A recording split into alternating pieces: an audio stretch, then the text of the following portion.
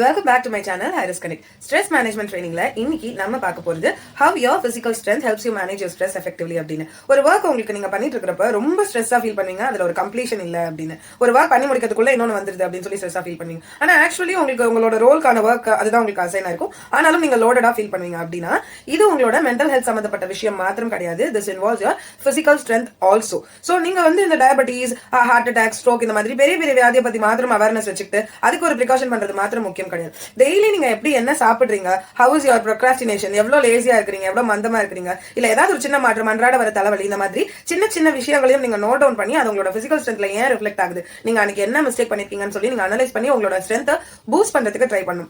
இதுக்கு gym, yoga, meditation அந்த மாதிரி நிறைய மெத்தட்ஸ் இருக்கு. அதை சொல்லிக் கொடுக்கறதுக்கு நிறைய எக்ஸ்பர்ட்ஸும் இருக்காங்க.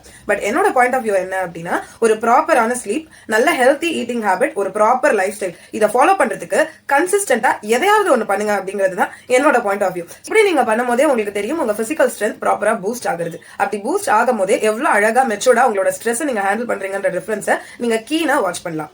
With this we come to the end of this session. Next week வேற ஒரு டாபிக்கோட உங்களை வந்து மீட் பண்றேன். Until then, to continue the learning journey with us, like, follow, share, subscribe and stay tuned.